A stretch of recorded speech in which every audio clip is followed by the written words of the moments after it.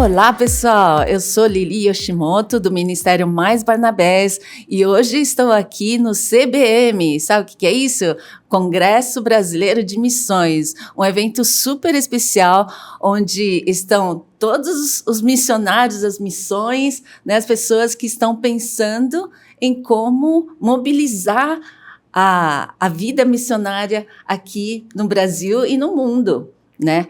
Estamos aqui com dois convidados muito especiais, que são amigos queridíssimos lá de Belo Horizonte, o Achon e a Joyce. Joyce é natural de Belo Horizonte mesmo, e o Achon é meu conterrâneo, né? MIT, Made in Taiwan, né? Que nasceu lá em Taiwan, como eu, e cresceu aqui no Brasil. E ambos são empresários no ramo de hotelaria, e eles estão envolvidos de uma forma muito especial em missões. E eu queria que cada um de vocês pudesse se apresentar um pouco, falar um pouco da sua caminhada com Cristo, de como vocês começaram a se envolver com missões. Pode ser, Joyce? Sim, nessa caminhada com Cristo, né? Eu me converti aos 6 anos de idade. Meus pais se conheceram num coral evangélico na cidade de Belo Horizonte. Ela era metodista, ele era presbiteriano. E quando eu era pequena, eles estavam indo na igreja metodista. Aí um dia minha mãe, preocupada com a escola dominical, me perguntou, eu devia ter uns 4 anos de idade, qual era a história que eu tinha escutado. Aí eu falei, Chapeuzinho Vermelho. Ela quase teve um faniquito, né? Levar uma criança para a igreja para ouvir Chapeuzinho Vermelho. Uau. Aí nós fomos todos para a igreja presbiteriana. E meu pai acho que ficou muito agradecido a essa professora que contou essa história esse dia, porque minha mãe se tornou líder de mulheres na igreja. Então, eu me converti aos 6 anos lá, e meus pais sempre tiveram a casa aberta para receber missionários e muitas pessoas que estavam passando por BH nesse trabalho da SAF, da Sociedade Auxiliadora Feminina. Então, a nossa casa foi sempre um lugar aberto assim.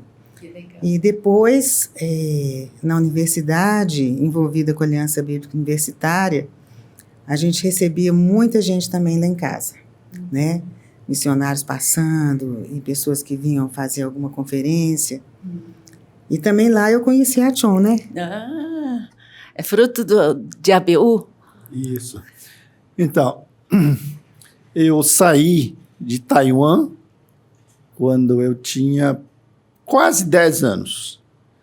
E a minha ascendência, por parte do pai, eram budistas e se converteram a Deus através de ministério de missionários escoceses, presbiterianos, que chegaram em Taiwan. Então, somos muito gratos a esses missionários. E da parte da mamãe também, eu já nasci numa família cristã, mas eu não tenho como dizer a data, precisar data da minha conversão. Eu acho que a minha conversão se deu pelo testemunho, pelo bom testemunho do meu pai. Por isso que eu vejo como é importante o testemunho do pai, porque é mais importante as ações, o amor que o pai demonstra a Deus e a maneira como ele demonstra amor pela esposa, pelos filhos. Isso fala mais alto que a própria pregação dele. Então, foi isso que me moveu a seguir os passos também desse mestre, desse pastor do meu pai, né? E, então, essa é a conversão, foi progressiva, vamos dizer assim, né?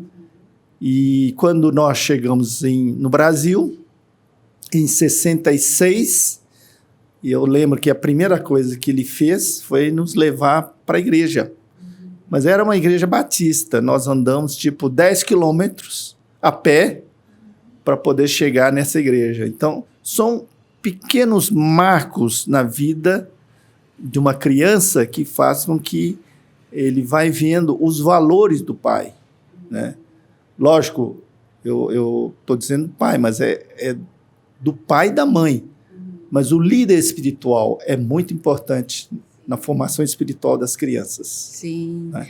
E o tempo que eu passei com você contou várias histórias de empreendedorismo do seu pai, né? Eu acho muito interessante esse espírito empreendedor, inovador, né? Que eu acho que tem muito a ver também com esse espírito missionário, né? De começar novos trabalhos aonde não tem, né? E vocês, seus pais, então, começaram uma igreja também, não é? Uma igreja presbiteriana, seria ou uma não? igreja chinesa. Chinesa. Não era denominacional. Então, meu pai, ele era como se fosse uma referência, pelo fato de ser mais idoso, e os conterrâneos respeitavam muito ele, isso em Belo Horizonte. Ele não queria viver em São Paulo, que é a colônia chinesa, né? A colônia taiwanesa. Então, ele queria que a família ou os filhos tivesse inserção à cultura local. Então, mas ele via muitos conterrâneos que não criam em Deus. E então, ele, conversando com a mamãe, então, vamos começar uma igreja na nossa casa? E aí começou a comunidade, mas, em paralelo, eles também reuniam na igreja Holiness, da igreja japonesa, né, de japoneses. E dos chineses, eles foram os precursores, vamos dizer, fundadores, e a igreja foi crescendo, mas eu não sei se vocês sabem que as igrejas étnicas normalmente não experimentam um crescimento muito grande, a não ser São Paulo, né, que é o caso atípico. Por quê? Porque a primeira geração fala a língua mãe, mas as outras gerações não. Então, foi aí que papai achou que era momento de a gente multiplicar. Então, ficamos...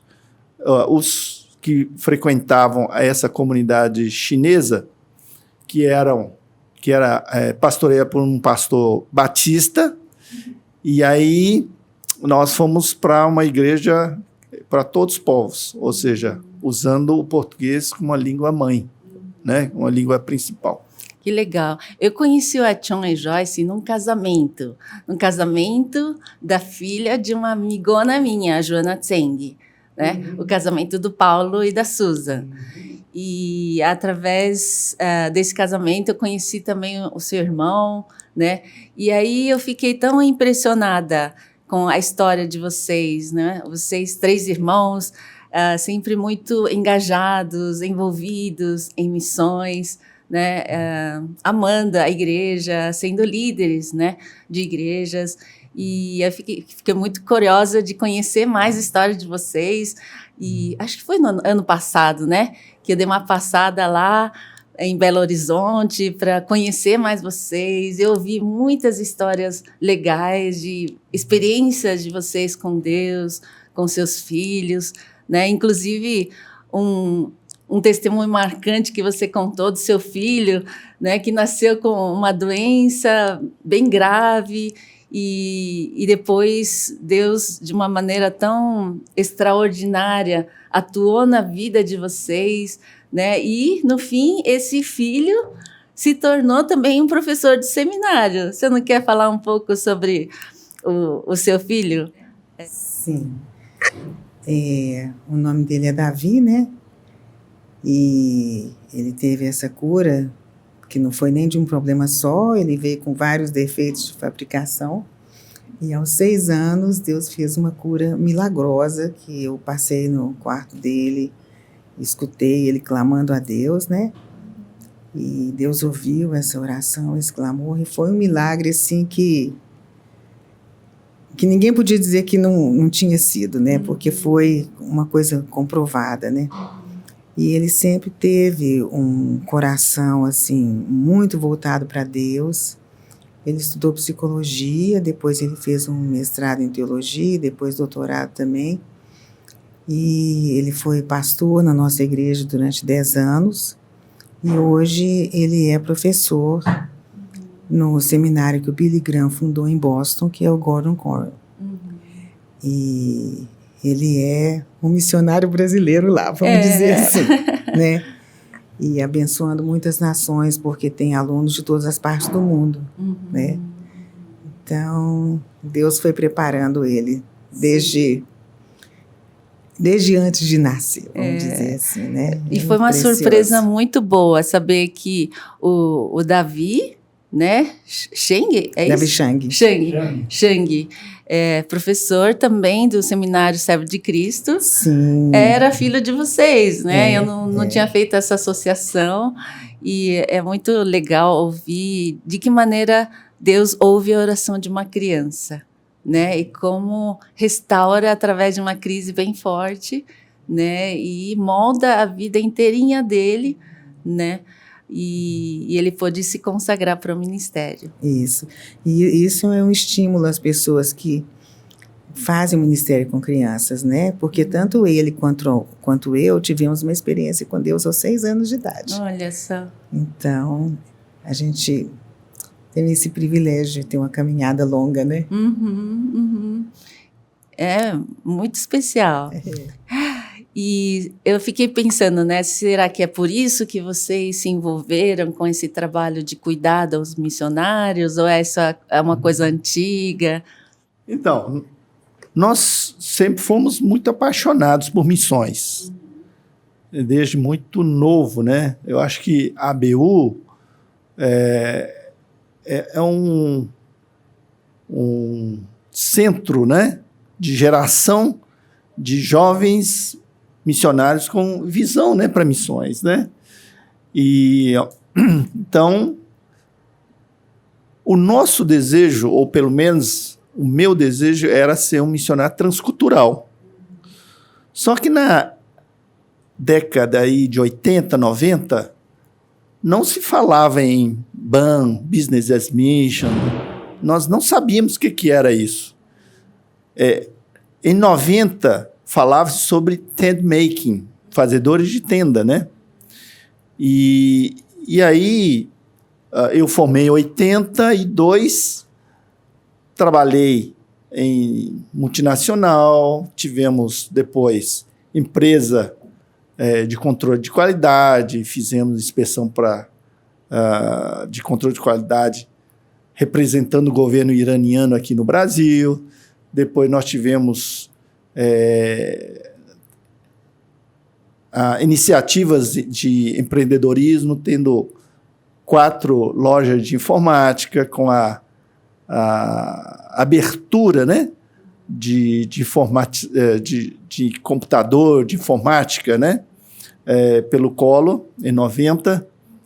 Mas esse desejo... chegamos a ser também criador de avestruz.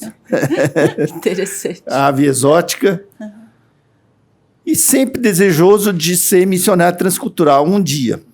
Mas a proposta era ser fazedor de tenda.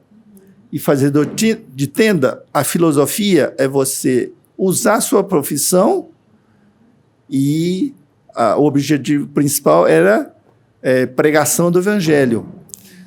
Só que eu pensava assim, Deus me deu a habilidade de ganhar dinheiro e eu gosto de ganhar dinheiro. Então, se eu for um fazedor de tenda, eu acho que não tem essa pegada, né? E esse é um primeiro ponto. Segundo, é que eu sempre cuidei, junto com a Joyce, os pais dela. E ela cuida também, desde muito pequena, a irmã dela, que tem síndrome de Down. Então, na realidade, ela sendo mais velha, eu não podia deixar a Joyce para trás e eu fazer missões transculturais. E a dona Alba faleceu há 2 anos atrás, então ela morou conosco, e junto com a Jéssica, 32 anos. Então, agora estou velho demais para poder sair para qualquer trabalho missionário, né, transcultural. Mas,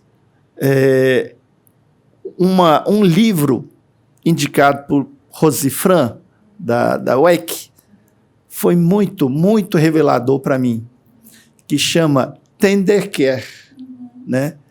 E o Tender Care é aquele que eu me identifiquei muito com ele. Porque é aquele que cuida do mergulhador no fundo do mar. O mergulhador é um missionário. E o Tender Care é aquele que dá suprimento de oxigênio, né? Fala das correntes marítimas e fala dos peixes perigosos que estão no fundo do mar. E quando eu li esse livro, eu falei, uai, mas eu sou um Tender Care, né? Eu tenho feito isso ao longo da vida e isso trouxe muita paz ao meu coração.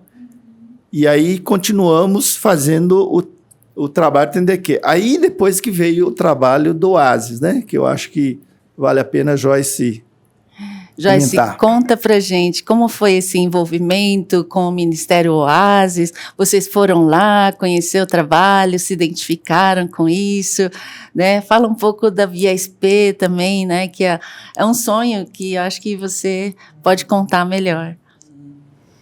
Sim, nós visitamos o Oasis a primeira vez em 2016, visitando uma parceira missionária que estava servindo lá. Nós sempre gostamos de nos envolver com os missionários, visitá-los no campo, saber como é que eles estavam, né? Levar alguns presentinhos para os filhos, porque isso é muito importante, as igrejas lembrarem que os missionários têm filhos. Sim. E eles, às vezes, estão no campo com algumas demandas, às vezes, muito pesadas para uma criança, né? Então, nós fomos visitar esse casal, que era parceiro nosso, e nos encantamos com o trabalho.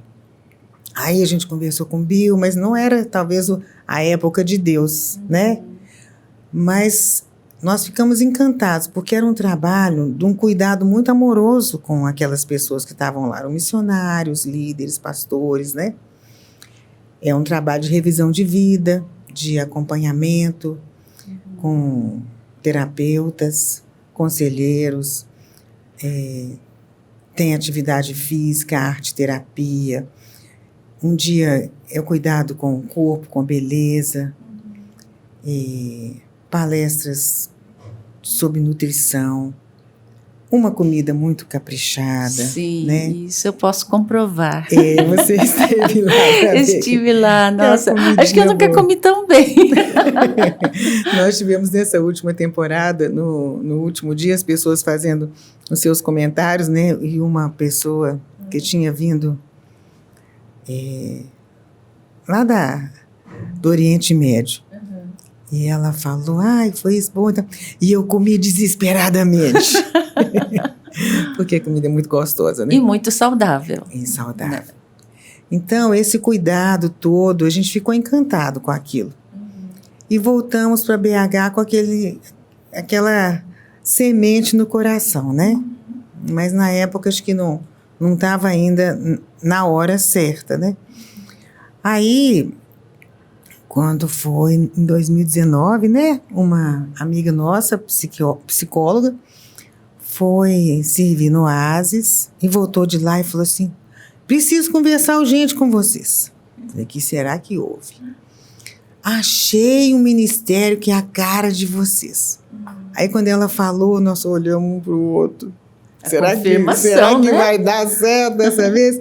Mas aí ela conversou com o pastor Bill Batchelor, né, que é o fundador, e ele, então, fez uma pesquisa a nosso respeito, e a gente começou a caminhar junto. Então, nós tínhamos uma área na Pampulha, com uma vista espetacular para a lagoa, uma área de 6.500 metros. E, então, nós fizemos todos os acertos com o Oasis, fizemos aquele lugar para atender o Oasis, né? Fizemos 6 chalés, porque são 6 casas por temporada. Depois a gente fez outras acomodações para a equipe. E então a gente vai sempre fazendo as coisas, olhando para essas necessidades da estrutura que o Oasis precisa. Mas para isso ser sustentável, porque ali é uma região cara, né? De IPTU caro, imposto caro. Então, quando não há temporadas do Oasis, a gente trabalha como um hotel normal, uma pousada normal, atendendo os hóspedes, né? Então, a gente está muito bem avaliado lá no Google, no Booking.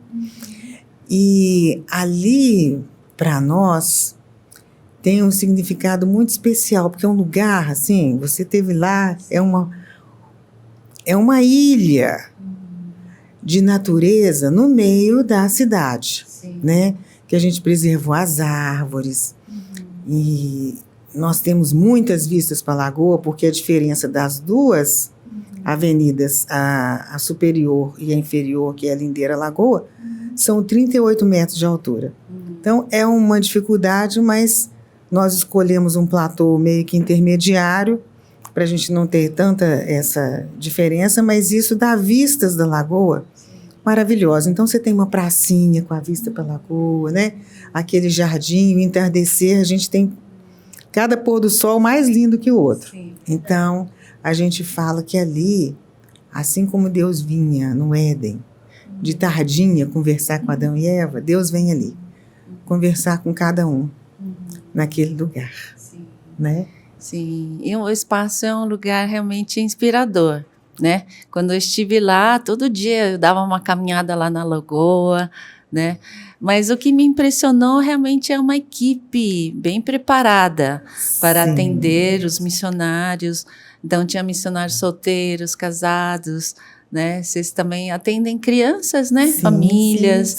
E é um trabalho completo, assim, né? Que cuida do corpo, da alma, da saúde física, mental, espiritual, né? Então, eu achei, assim, um trabalho sensacional, né? E queria parabenizar vocês. Inclusive, vocês trazendo também os devocionais à noite, né? Momentos de descontração, né? Me diverti muito com vocês lá. A velha da praça. Sim. Então, a gente chora, a gente ri, a gente... Fica mais leve. Sim. Então, são 12 dias, né, de estadia completa lá, café da manhã, almoço, janta, né, 3 lanches, atendimentos, né, pela manhã, exercícios, arte-terapia à tarde, devocional à noite, né, e no fim aquele grupo se torna uma família, né. Isso. O Oasis é uma temporada de família estendida, porque as pessoas ali criam vínculos, né? E o pastor brinca, fala que quando a pessoa está lá mastigando, ela vai abrindo a boca e também vai abrindo o coração. Então, fazer refeição junto. E Jesus era o especialista nisso, né? A gente vai conversando, vai ouvindo, e a pessoa pode se sentir cuidada ali à mesa, né? E o Oasis, ele tem seus 3 pilares, que são graça, né? Paternidade e vulnerabilidade. Então, a equipe também dá testemunhos na devocional à noite, porque as pessoas que estão ali também tiveram suas feridas, né?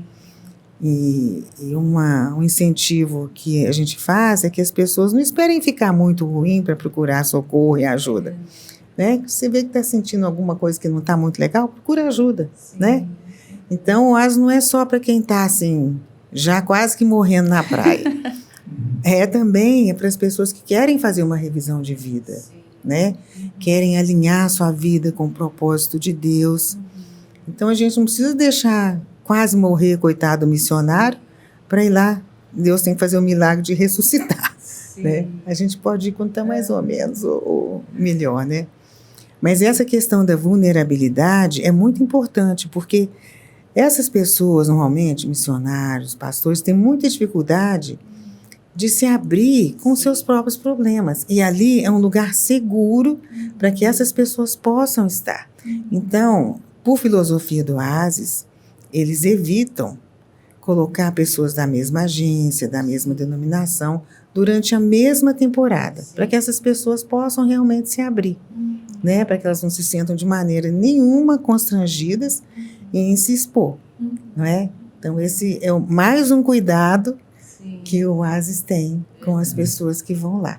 Mas, quem quer entrar em contato com o Oasis, pode olhar lá, nós temos um site, ministerioasis.org.br. Tá? Lá você vai ter as datas das temporadas, os telefones, nas 2 unidades, a de Anápolis e a de Belo Horizonte. Né? Nós temos um Oasis só no Brasil, com 2 unidades. E eu dou graças a Deus porque vocês abriram lá em Belo Horizonte, porque fazia um tempo que eu já ouvia, sabe? As pessoas falarem muito bem, né, desse Ministério Oasis, que mandavam missionários, pastores, iam lá se recarregar, ser orientado, né, ser aconselhado. Eu já ouvia muito, mas eu achava Goiás muito longe, né? E aí, quando soube do Belo Horizonte, aí fiquei animada. Falei, vou lá conhecer. E realmente valeu a pena. Foi muito bom. Foi muito Nós bom. agradecemos muito a sua ida. Foi ótima. Foi uma delícia. E um prazer também, né? Conhecer um pouco melhor vocês, conviver com vocês, né? Então, agora, tópicos de oração. Né? Eu acho que temos as 2 unidades, mas temos planos de ampliação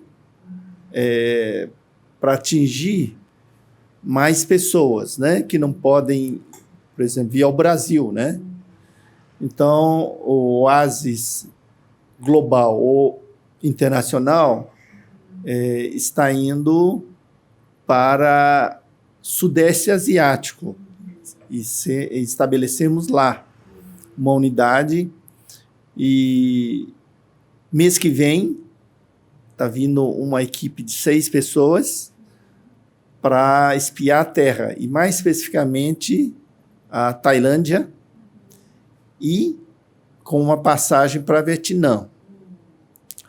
E nós entendemos que muitos não podem ou não conseguem retornar ao Brasil, né? Porque é muito distante, muito oneroso, e muitas vezes a pessoa que retorna ao Brasil ele já tem tantos compromissos, né?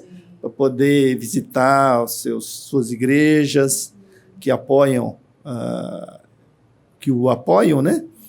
E muitas vezes também as pessoas perguntam, mas você vai no Oasis, você está com algum problema? Né? Então, estando com uma unidade em Tailândia, essas pessoas podem chegar lá de forma mais fácil, rápida, e muitos deles vão à Tailândia para renovar visto. Sim. Né? Porque temos vários missionários brasileiros naquela janela 10x40, Exato, não é? Exatamente. E aí, já que eles não podem vir, Deus tem colocado, né, esse desejo no nosso coração para irmos. E então, estamos muito motivados, já temos pessoas se prontificando em ir, se fazer parte dessa equipe do Oasis Internacional. Mas não vamos somente como um centro de cuidado, mas nós vamos como uma visão de business as mission, né? De empresa missionária. Então, queremos repetir o modelo que nós temos em Belo Horizonte, que é ser autossustentável, né? E, então, esse é o nosso desejo. E queremos também incentivar a outros missionários, a outros empresários, né? Empresários missionários ou empreendedores missionários a abrir, né, a sua visão para que possa usar as suas habilidades, os seus dons, aquilo que Deus deu para você, para mim, para cada um de nós, e sermos bênção, né, no reino. Sim. Né? Sim, muito obrigada por compartilhar isso, viu? Agora eu quero compartilhar com você que é um empresário cristão, que é um cristão que ama missões, para orar por esse ministério de cuidar dos missionários, né? Porque, como temos conversado aqui, Deus desperta a sua igreja para amar os povos não alcançados, para amar aqueles que ainda não conhecem Jesus, e Deus mobiliza pessoas que vão, outros que intercedem, que apoiam, né, que sustenta e que mobiliza, né? Então, eu não sei qual das partes você sente o chamado, mas com certeza, se você é filho, filha de Deus, você deve fazer parte disso. Então, convido você a orar por esse ministério e também a participar de alguma coisa ligada a isso, né? Então, eles aqui estão compartilhando com vocês sobre o cuidado integral do missionário, né, através do Ministério Oásis. Então, se você conhece algum missionário, ou você é um missionário, um pastor, né, que esteja precisando de cuidado, de orientação, de ouvidos para ouvir, né, a parte do corpo de Cristo que vai acolher vocês, não deixem de procurar o Ministério Oásis, né? Agora, também em Belo Horizonte. Então, eu queria terminar com uma oração, né, agradecendo pela vida de vocês e orando para que realmente a Igreja de Cristo possa cumprir a missão do Senhor. Amém. Vamos orar? Senhor Deus e Pai, nós te agradecemos porque o Senhor tem um coração tão amoroso que quer alcançar as pessoas que ainda não te conhecem. O Senhor também é aquele Pai que está cuidando dos seus filhos, que tem te obedecido para ir aos campos e evangelizar. O Senhor também é aquele que mobiliza as pessoas para cuidar daqueles que estão cansados e sobrecarregados. Muito obrigada, Senhor, pela vida do Achon, da Joyce, pelo prazer de poder também servir com eles nesse ministério de cuidado integral do missionário. Nós oramos, Senhor, por esse projeto que o Achon acabou de compartilhar com a gente, pedindo, Pai, que o Senhor levante dentro do seu povo empresários, pessoas, para somar e também ajudar a enviar as pessoas que tenham essa visão de empreender, de trabalhar para que o teu reino seja expandido. Nós te agradecemos por esse CBM e pedimos, Pai, que o Brasil possa ser realmente um centro evangelizador de envio de missionários, missionários bem equipados, missionários saudáveis, missionários que realmente possam refletir a tua vida para todos os lugares que o Senhor enviar. Nós te agradecemos e pedimos em nome de Jesus. Amém. Amém. Amém. Obrigada, Joyce. Muito obrigada, Achon. Deus abençoe.